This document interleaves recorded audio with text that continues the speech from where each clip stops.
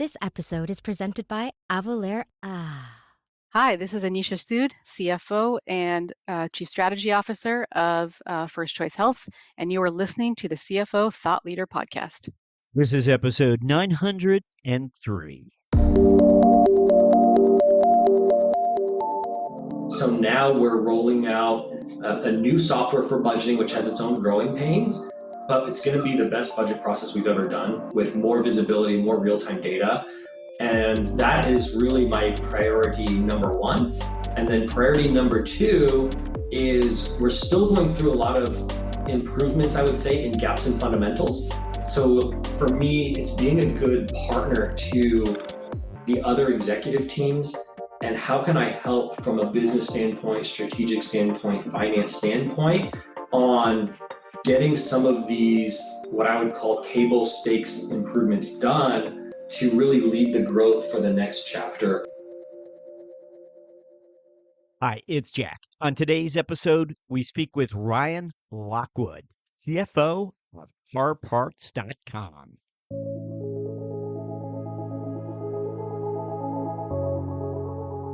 While April 2020 will forever be remembered as the month offices and businesses shut down amidst COVID-19's arrival within the United States, CFO Ryan Lockwood will likely always remember it as the month opportunity knocked. It was early April when Lockwood received a phone call from the new management of U.S. Auto Parts, soon to be renamed CarParts.com.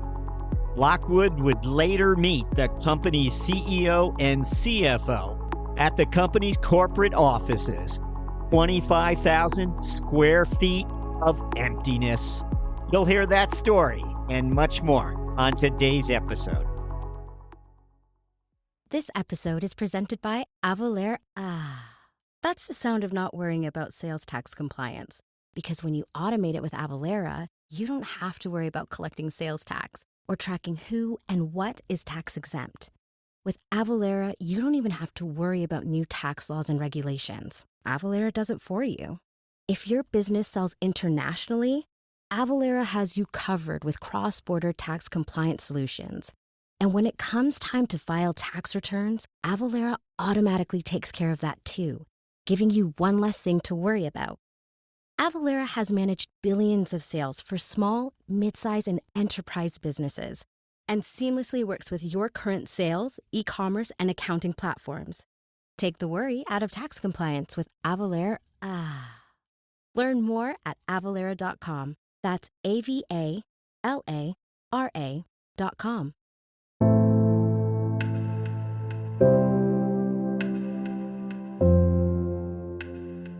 Speaking with Ryan Lockwood, CFO of CarParts.com. Ryan, welcome. Hey, thank you for having me. So, Ryan, we're going to begin where we always do, which is to have you look back for us and identify some of the experiences you feel prepared you to become a CFO. What would come to mind for you? Sure. Yeah, my journey to become CFO is a bit of a windy road. Back when I was in high school, I actually really wanted to do technology. I wanted to be a programmer or an engineer. I was very into computers, but in high school, I was class of 2000. So when I was applying for college majors and trying to figure out what to do with my life, everyone I knew around me, older brothers, older sisters that had done computers, couldn't get jobs because it was during the dot-com crash. So I said, well, I'm from a pretty poor family. I need to be able to pay off these student loans. Let me go do something where I can get a job coming out of college. So I did accounting and then went from accounting at USC undergrad straight into MBT program, did the MBT for 1 year and graduated with a master's. And then I started working at Deloitte. So I worked at the Big Four like most accounting graduates do. I did that for a brief period of time and got recruited from a friend to go work at a smaller accounting firm that pays overtime. So that was a big deal for I think I was maybe 22 or 23 at the time, to double my salary by just getting paid overtime. As you know, accountants work 60, 70, 80, 100 hours during busy season. Obviously got pretty burned out from doing that and said, I'm going to go do something completely different. And I got a job working at CarMax doing inventory and inventory procurement and pricing. So that was a really exciting job. I got to go to car auctions. I learned a lot about kind of managing uh, variable contribution margin and understanding inventory and how it works in a business from the actual operations standpoint, not just on a paper as an accountant. And then I got an opportunity to go work for a wealthy family office managing real estate after that. And so this person essentially was very successful in their career doing something else. And then they bought a lot of real estate, just whatever they saw driving around LA. So this person actually owned a big portion of Beverly Hills, a big portion of downtown. And this was during the 08, 09 crisis. So he needed someone to come in and clean up the real estate portfolio. I think real estate is something that when things are going well, it's really glamorous. The money, the checks just come in, you go lever up, you go buy more buildings. It's pretty easy to manage. During a crisis, it's not so easy. People are not paying rent. Mortgages and indentures are coming due. You have to manage your cash flow much more carefully. And so I got hired to come in and clean this up. I remember going to court to even evict people, rewriting leases, getting loan extensions from the banks. So, I think this was another great portion of my career where I learned how to manage a P&L during challenging times and what does a recession actually look like. And then, from there, I ended up going to investment management company. At the time I joined, I was a portfolio manager and we had about 1.5 billion under management. It's where I earned my CFA charter. It was a very, very technical firm. Everyone was expected to be able to read a 10K, read a 10Q, understand the new FASBs coming out, understanding the IFRS rules coming out. So that I think was one of the main places I actually learned a lot of my financial chops, not just Excel modeling, but actual the rules from like the FASBs, for example. And, while I was working there, I worked my way up to essentially be the number 2 person behind the 2 partners that owned it. So there were 2 partners that owned it, a head of equities. And when I left, I was head of fixed income. And so while I was there, I had been there for nearly 10 years, kind of towards the tail end, David Meniane and Lev Peker got the jobs here at, it was called US Auto Parts back then. It was $1. And this company was not doing well. That's why they were brought in to turn the company around. And so they would call me as their friend that they knew that knew capital markets and ask for advice. What conference should we go to? We're thinking about saying this or not doing that. What do you think? And so I could give them some kind of advice around the edges as a capital markets buy-side professional. And then eventually, they called me and said, hey, why don't you come out to the office? And this was actually in COVID. And I said, I don't know if I want to come to the office. It was probably April during COVID. So we'd only been in COVID for 4 weeks. No one knew what COVID meant. No one knew what was going on. I was very suspicious about coming to the office. And so I said, well, I'll come. They said, it's only the 2 of us in a 25,000 square foot office. Just come. So I came out and then they offered me the job of SVP of finance to essentially help them with this capital market strategy, capital structure, raising money, talking to investors. And so I thought that, and they said, hey, what we're looking for is someone that knows real estate. We have some plans to open more DCs. We want a guy that knows cars. So it'd be helpful if you have some auto knowledge. And then we are a technology company. So it'd be helpful if you knew some technology. And then obviously we need someone with capital markets experience. So it's very funny that, my hobby being computers, I've always kept into computers. I did work at CarMax. I did manage a giant real estate portfolio. And then I had 10 years of capital markets experience. It all just lined up very coincidentally for me to come over as the SVP of finance of an e-commerce company that's in auto, that's expanding its real estate footprint. Well, a nice overview for us, Ryan. Thank you for that. I just think you had so many different types of experiences. I guess finance was always the lane, though, but it seems like you could have gone any number of directions. Or no, would you tell me otherwise? It seems like you were always sort of commercially minded as well, understanding the markets. How am I doing? Am I close to your world or no? Yeah, I think that's right. So I think from working at kind of smaller companies, you wear more hats, you're expected to do more.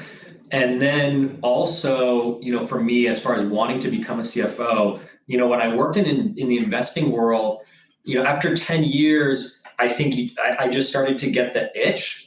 So as an investor, I think what we would see sometimes is some companies would make silly mistakes, and you say, why are these guys doing that? Why wouldn't you do X, Y, Z?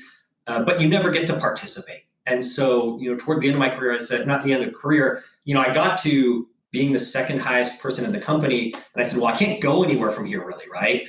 And then I knew I'm going to have to make a change. I said, well, instead of just going to another investing firm, maybe I'll actually try to go into operations to learn something new and actually get to play the game and challenge myself. And that's kind of how I ended up here. I was looking at a few opportunities at other companies, maybe being a CFO for a much smaller company, kind of going back to what I did in real estate. And then this offer came up. Now, thinking maybe if you could share with us sort of the carparts.com story. I know there were, there was perhaps a number of lives it's led, and you're opening this newest chapter. But what would you tell us if you look back in time for this company?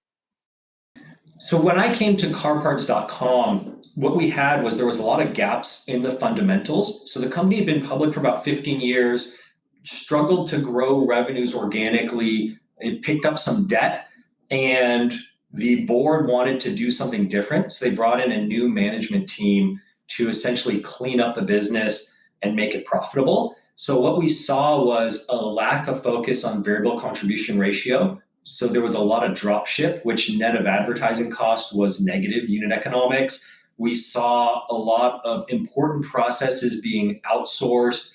There was basically no data science department, and we sell 80,000 stock ship SKUs and 800,000 drop ship SKUs. There were 17 websites. So when I joined, it was called US Auto Parts, not carparts.com. And it's really hard to promote one brand, let alone 17 brands. So we consolidated all of the websites down into carparts.com. We made investments in the technology stack. We only just now recently switched over our ERP system from Great Plains, which I think we were on for 20 years, something to that effect. So now we're on Dynamics 365. So there's just a lot of cleaning that had to happen and what I would call plugging those fundamental gaps. Okay, understood. That's helpful. Now, if you wouldn't mind, we always like to just come out and ask the question. Tell us about this company. What does it do, and what are its offerings today, allowing you to sort of share the value statement or how, what sets this company apart really for us? So for us, our vision is to take the stress out of car repair. And I think what happens is if you're a driver and your check engine light comes on, everybody's stomach just sinks. It's not enjoyable to get a car fixed. It's not easy to go find transparently what is it going to cost to get your car back on the road. So our goal is to disrupt the industry and take that stress out of car repair by having parts. We are very lucky. We have a two-step distribution model where we import from all over internationally. We put the parts in one of our fulfillment centers. We have 6 of them, 1.25 million square feet. We pick it, we pack it, we ship it, and we're able to pass on these savings to the customer.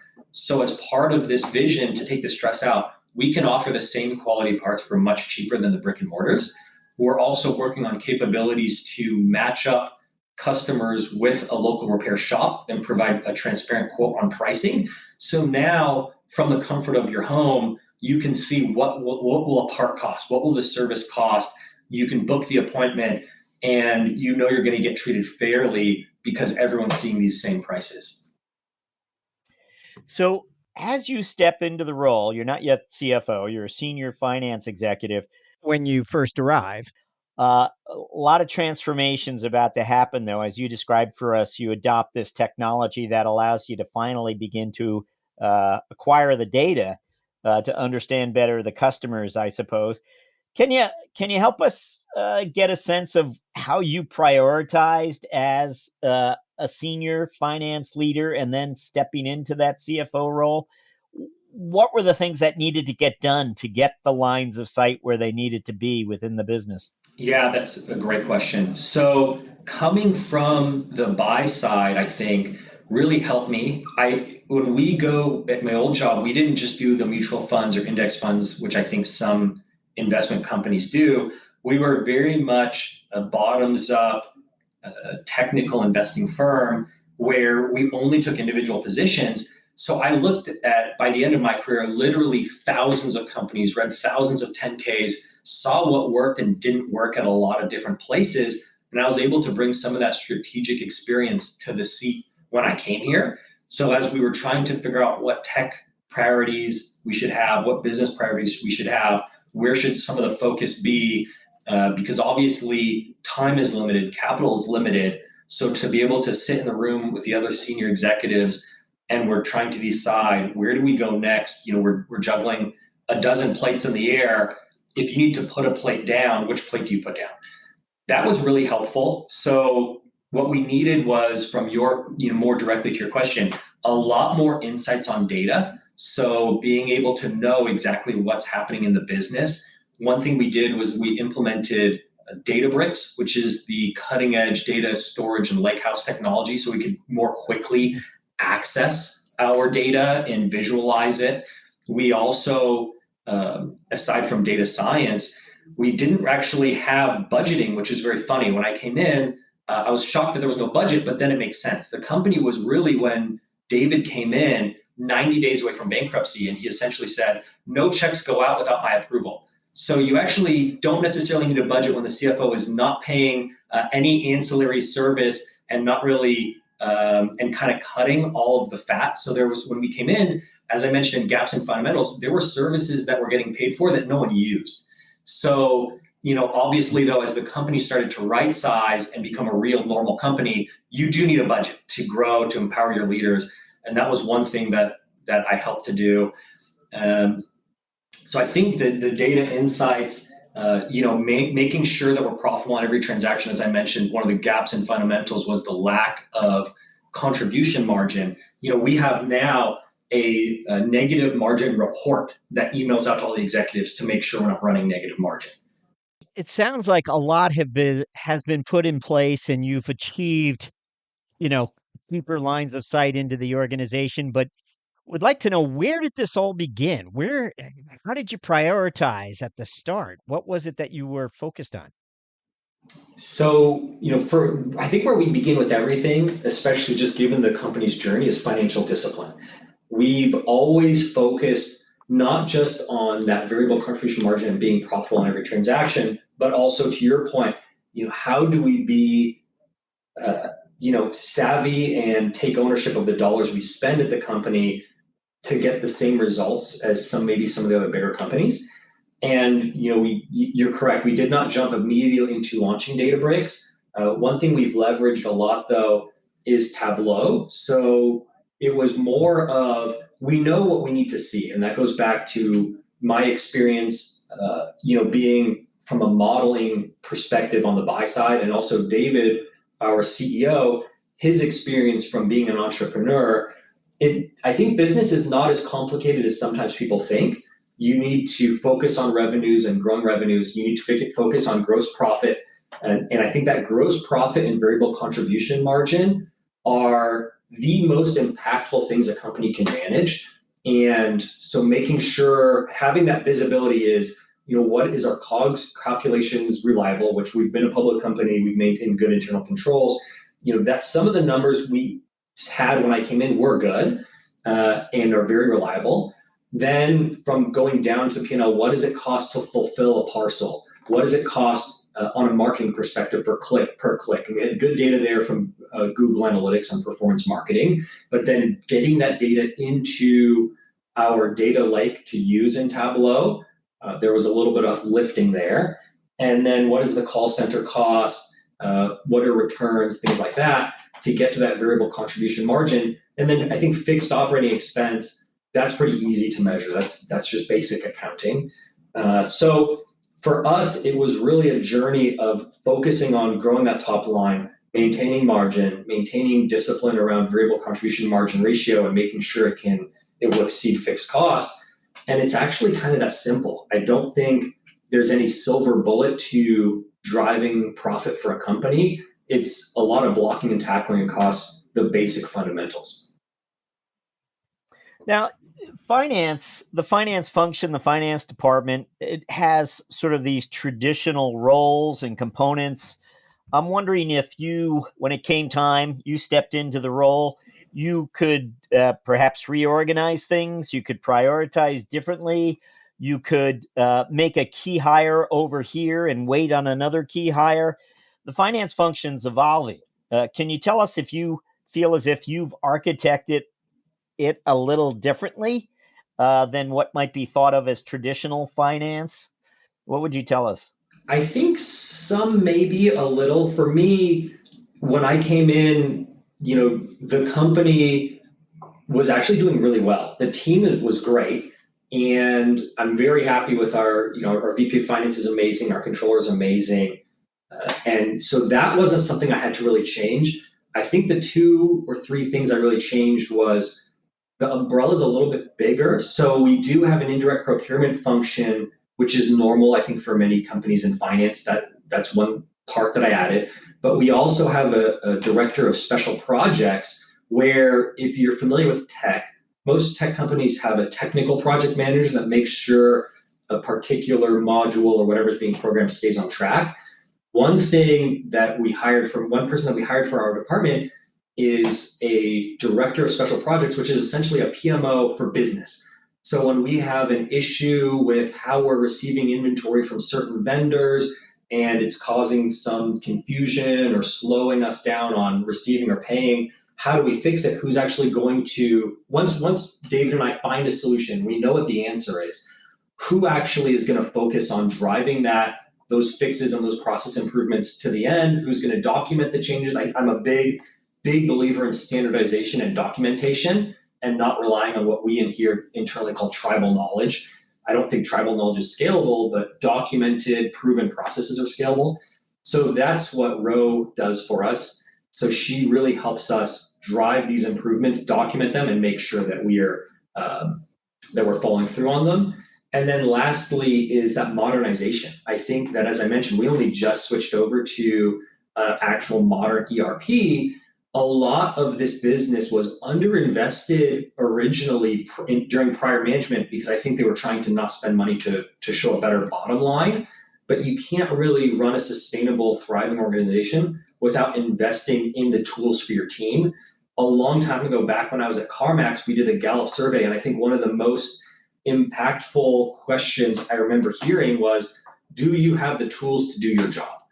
And I think about that all the time here is when I talk to my team, I talk to other departments, does everybody have the tools they need to do their job?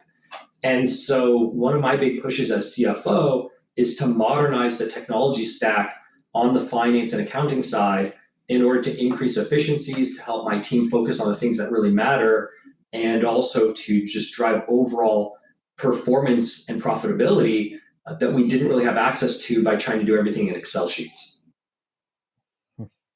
Does and again, the big decision in related to ERP, was there a certain member of the team, very often it's the controller, I suppose, who sort of gets wedded to the technology, or as your ERP guru at this place in time? So our controller is one of our gurus. We also have a director on technology because it was a big technology lift. That was a huge help and really architect of the push and the changeover. I will say that there was no mourning or love lost to get rid of Great Plains. No one was attached to Great Plains and said, please let me stay on Great Plains. That's what I'm comfortable with. Everybody wanted to move. Everybody knew Great Plains was long in the tooth and ready to go. And so getting over to D365, it was not hard to manage or to motivate the team. And I think that now that it's implemented, there's a huge weight lifted off of everybody because Great Plains was slowing us down. The transition was obviously every ERP lift is really tough. And then we're finally, on the other side of that journey. And it has so many great modules and functions that we can lever that I think people are excited and empowered by having this switched over. Curious about, again, this is where we ask you for your top of mind numbers or metrics, wondering what you're looking at every day. And we would imagine it's revenues, recurring revenues, whatever. Share with us what your top of mind metrics would be. Yeah, absolutely. I mean, as I mentioned, revenue, gross profit are at the top of mind. We just posted our 13th quarter of consecutive growth, 175 million of revenue, gross profit of 62 million, and we actually ended the quarter with about 50 million in cash with no debt.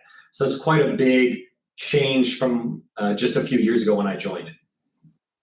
What about non-financial metrics? Are there certain and maybe these when you first arrived there was no way of measuring these. There was no visibility into certain things, and it might be the Net Promoter Score. It might be some other metric that we already know. But what would be a non-financial metric that you find yourself spending time with? Yes, it's actually funny you mentioned that. I just filled out my survey for LA Business Journal for this year for employee satisfaction. We've won the LA Business Journal Best Place to Work award 3 years in a row. So I just did the survey for the fourth year. So crossing my fingers, we'll win again. I think culture is a really important part of the business and making sure people feel valued, people are empowered to do their job.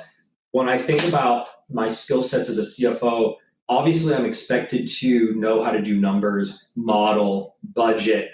I think one of the things I'm most proud of that I think I help bring to the table is understanding employees and understanding talent and understanding what people want to do with their job or where they want to go and making that personal connection. David is amazing at this too.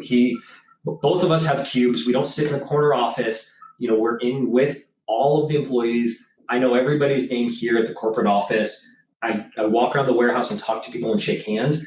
I think that this employee engagement and understanding what people do, what do they want to do next, and what makes them happy at work, and how do we not just blanket statement, oh, employees are going to like XYZ, we should do this, but to really understand at an individual level and treat each employee with respect. What does this person want to do today? I think that's one of the non-financial metrics that we look at, and I think that's actually why we're successful. Do you have how is your visibility into employee churn today? Churn is actually really, really low. I think at the warehouse level, it's a little bit higher on some of the line level employees.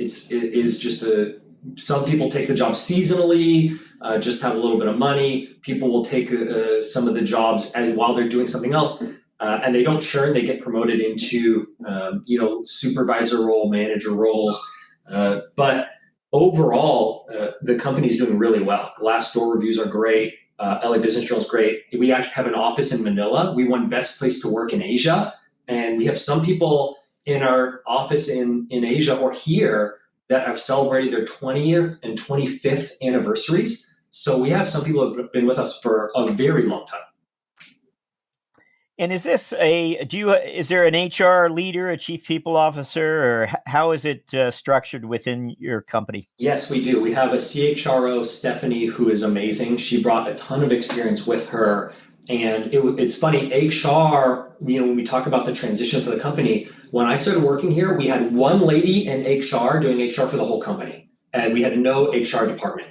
So now we have an amazing department that handles everything from the normal hiring and promotional cycle employee reviews, but also a focus on employee morale. They help with some events in the warehouse, and I think that they do a great job from a culture perspective to help. We also have a senior vice president of culture and communications that works hand in hand with our CHRO to help to improve employee retention and engagement, and I think they make a great team. Other than discussing issues with the top HR folks, do you have visibility like into net new hires? Do you have visibility into the retention challenge on a dashboard somewhere where you're realizing after 2 years somehow the company's losing folks? I don't know, but how is that visibility for you? Yeah, we do track all of that. We have a software called Adaptive that is tied into the ADP API. So we were able to get great real-time visibility on all of our people from a finance perspective. From a teamwork perspective, I'm actually in a weekly meeting with our HR team on all the upcoming requisitions. What are we trying to hire? Have we filled it? Why are we maybe not filling an open role? What can we do differently? And then teaming up with the VP that's trying to hire for them, and trying to work through what can we do. Do we want to maybe try to hire remote? Do we need to try to attack this problem differently? So we do team up with a lot of people. I think that that's one thing that's, when I think about the finance department, it really is not just working through numbers to provide reports to the CFO or to the CEO or to various VPs. It's almost like an internal customer service desk, which helps with all business strategy and finance. I didn't ask you about FP&A, and I should have when we were talking about your finance organization. And I'm just, what we'd like to know is whether how you deploy your FP&A folks. And sometimes they wear multiple hats, FP&A people. I don't know, you might have two FP&A, you might have three, you might have one, I don't know. But can you tell us about when it comes to FP&A and that skill set, where are those people on your team focused? What are they doing? We're very flat and everybody wears a lot of hats here. We're pretty lean. So there, in my FP&A specific department, I have a VP of finance. We also have 2 people under him and then 5 people in Manila. So very, very lean, and everyone wears every hat. So in fact, actually, there's a Monday report that goes out as soon as I get off of this call. I'm going to be building that report because Dennis, our VP, is out for the day. And so everybody is a great team player. No one has a problem rolling up their sleeves and digging in. And as a team, we attack budgeting, forecasting. We do all of the metrics that go out to the various stakeholders to make sure that they know what's going on with their business. And so it's not any one person doing one job. It's everybody working together. And just in regards to data, is there a data insight team? And again, it might be your analytics expert. I don't know, how it might be structured, but as you look to get more data insights from the business, what part of the organization are you reliant on? And how does finance stay connected there? Sure. So we've democratized a lot of our data through that Tableau / Databricks Lakehouse. So there is a data science department that was always mining for insights. Then there are a lot of, I would call it like pre-canned reports, where over time we've learned, hey, this is an important metric to look at. And either somebody on my team or someone on data science team will create a dashboard that gets emailed out automatically, maybe every Monday or every morning. And so that's a teamwork effort. And then people also can mine their own data depending on their permissions by going into Tableau and then pulling their own reports. So I think what we've tried to do is support, as a data science and FP&A departments, support everybody that we can, but also at the same time empower people to go get their own data and have ownership of their department. Well, thank you, Ryan, for some nice detail there. We're going to jump to our finance strategic moment question, where we ask you to take a look back in time to the early part of your career, or maybe it happened last week when you had a moment of strategic insight and you responded to it. You avoided a risk. You pursued an opportunity. What comes to mind when we ask for a finance strategic moment? Sure. I do have a funny story where, as I mentioned, I came into this job, kind of in the middle of COVID, and the company was in a big transition from, new management team came in, cleaning things up. Obviously, it was a very uncertain time because of COVID. And I get told, I think within 30 days of actually setting foot in the building and working, David tells me, my boss, he says, hey, we need to raise some money. Obviously, we need to pay off the debt from the prior management team. We need to grow. We're starting to see some acceleration in demand. We got to go raise some money. And it was very open-ended. There was no, this is how I want to do it. This is how much I want to raise. It was more of go and find out what's available to us. And so coming from the buy side and being ahead of fixed income, I did, and we did plenty of equities there too. So even though I was head of fixed income, I was also involved in equities. And it was very interesting talking to all the possible people who were willing to lend us money. And people would tell us, this is a great deal. We can get you a convert. It's going to be $15 million, 10% OID. It's going to be an 11% interest rate. It's going to convert at 11% up, and then we're going to have some warrants. This is a good deal. And as a guy that came from the buy side, I could tell, like, this is not a good deal. I've bought and sold hundreds of millions of dollars of bonds a month, and now you're trying to sell me this piece of paper. It's a great deal for you, but not for the company. So I was able to leverage some of my experience as an investor to know some of these deals that were getting brought to the table were not good. We eventually ended up working with RBC, Craig-Hallum, Dadco, Roth, and going and doing a $60 million equity placement. And, it's funny, we weren't planning on raising 60, but we were, I think, 5 times oversubscribed. And so we're able to bump it up to 60. And that was great. It let us pay off all our debt. It let us have a bunch of cash on the books as working capital to buy inventory, and then expand our footprint from, at that time, I think we were about 600,000 square feet. And then we were able to expand to 1.25 million square feet. I think it helped us get our name out and switch from being a very retail traded stock. I think we were 80% retail. And then after that capital raise, we went to 80% institutional ownership. And I think it was something that was pivotal for this business, where it really set us up for the success we're having now. And I think you can see, with $50 million of cash on the balance sheet and no debt, we've essentially been able to invest all that money, build out all our warehouses, and then convert that cash went into inventory. And now we've been able to convert the majority of it back to cash again. From episode 830, this is 1 Minute with Sandra Rowland, CFO of Xylem.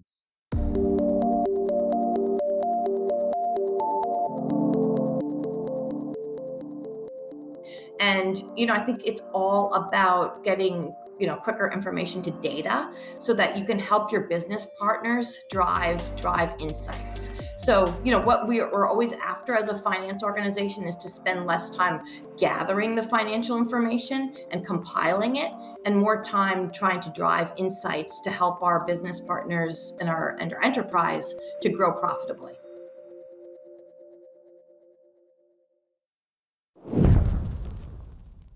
We want to jump to what we refer to as our mentoring round, where we'll ask you several quick questions intended to inform and inspire future finance leaders.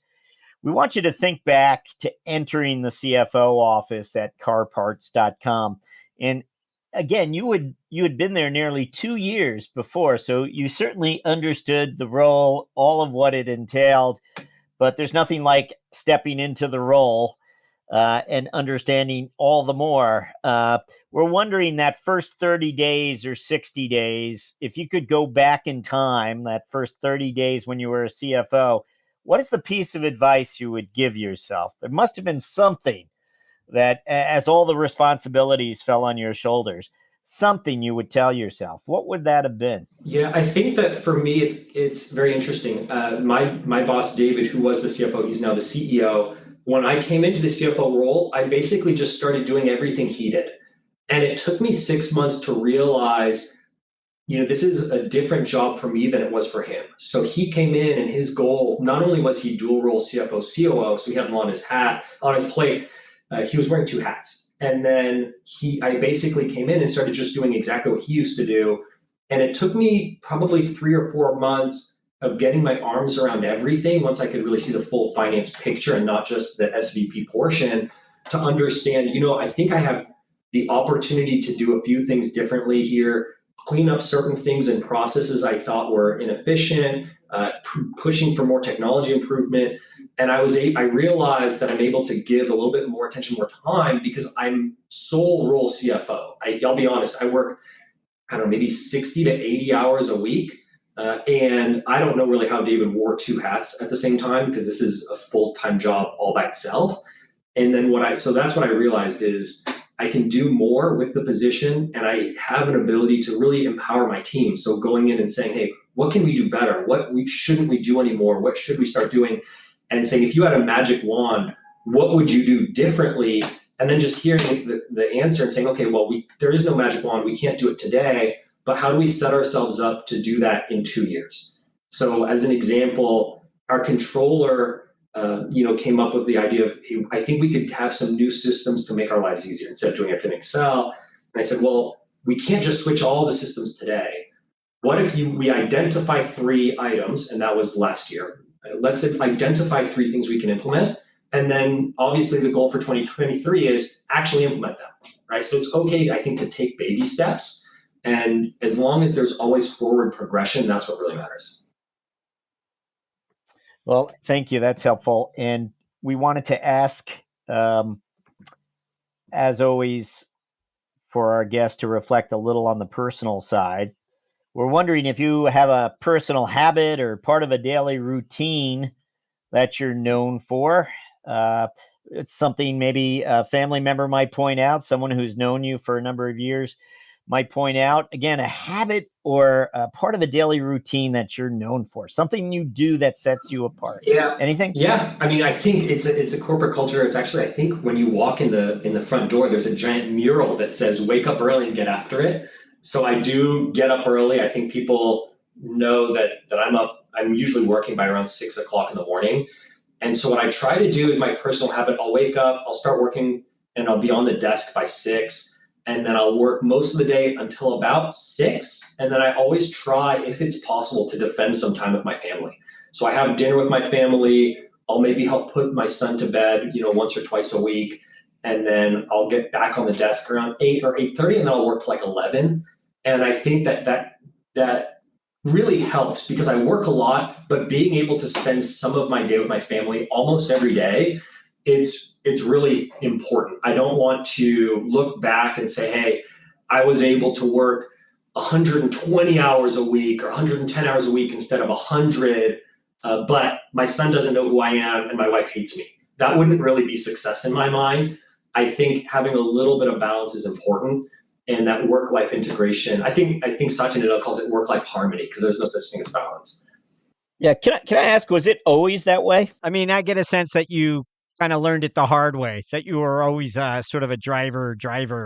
I'm much better now. I still have a funny picture of my wife snuck in on me when I was doing my CFA charter studying.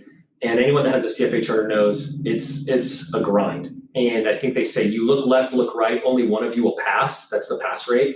So she snuck in. I don't even know when she took this picture. It's me with my brow furrowed and I have earplugs in so I could concentrate so it's not too loud. And it was like 11 o'clock at night and I'm studying for my CFA stuff after having worked, a 12-hour day in the investing world, which is also a bit of a grind. And I wasn't taking really any personal time then. I think I just worked. I worked and then studied and then worked and then studies and take the test and then repeat until I get it done. I think I'm a lot better at having this balance now. It comes with, I think, age and maturity and maybe also I just don't have the energy as a 40-year-old as I did when I was 30. What about a book selection? Would you have any recommendations for us? Oh boy, I love reading. I love reading business books, and I also love audiobooks. I commute to work, and it's an hour both ways. I think one of the most recent ones I read was Steve Schwarzman, What It Takes. I've bought that book for a lot of people. I think it's an amazing. I like to read biographies of people. I think Jeff Bezos, the Everything Store, which is about Jeff Bezos, was also really, really good. Tell us something about the Schwartzman book. I don't think we've had that recommended before about Blackstone, I would imagine. But yeah, it talks about him raising the money for Blackstone. Well, it started with him in investment banking, then leaving, then starting Blackstone, raising the money. And he has a bunch of little rules of wisdom in there. I think one of them is basically, I'm going to butcher it, but go big, because doing something big and doing something small both are going to require effort, so you might as well go big. And I think that he has just a lot of great life lessons that can be taken regardless of the industry that you're in. Great. Thank you for the extra detail there. We are up to our final question. We'll ask you to look forward finally. And we're wondering about your CFO priorities for the coming 12 months. What would those be? I'll try and keep it short. I'm thinking through my to-do list, and it's pretty long. I think number one priority is we're rolling out budgets at this moment, and it's in a new system. So before budgeting was done in Excel, once we did the cutover to Dynamics, we were able to use Workday Adaptive for planning. So now we're rolling out a new software for budgeting, which has its own growing pains, but it's going to be the best budget process we've ever done with more visibility, more real-time data. And that is really my priority number one. And then priority number two is we're still going through a lot of improvements, I would say, in gaps in fundamentals. So for me, it's being a good partner to the other executive teams, and how can I help from a business standpoint, strategic standpoint, finance standpoint on getting some of these, what I would call table stakes improvements done to really lead the growth for the next chapter of the company. As I mentioned, I think we have a very unique opportunity to disrupt this industry where you look at other industries people enjoy. People kind of like shopping for furniture or shopping for wine or going to the electronics store and looking at gadgets, and all of those businesses have been disrupted. No one enjoys their check engine light coming on and then going to the local mechanic and kind of not knowing what's going to happen and then having to pay, maybe some money they don't have to fix their car. No one enjoys that, and yet it's never really been disrupted. So I'm really excited about helping this company over the next 5 years really drive that disruption and help consumers. I think there's a big social good in the mission. Ryan Lockwood, thank you for joining us on CFO Thought Leader. Thank you so much. Thanks for having me.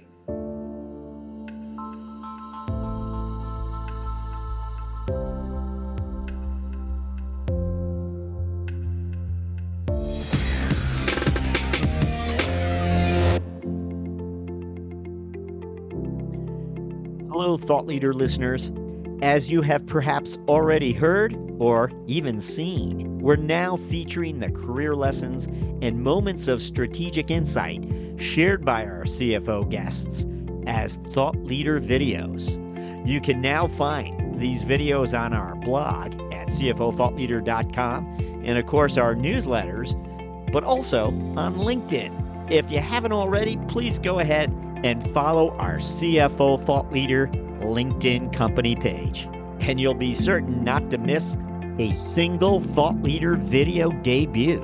CFO Thought Leader, the #1 thought leadership platform exclusively for and by CFOs. As always, thank you for listening.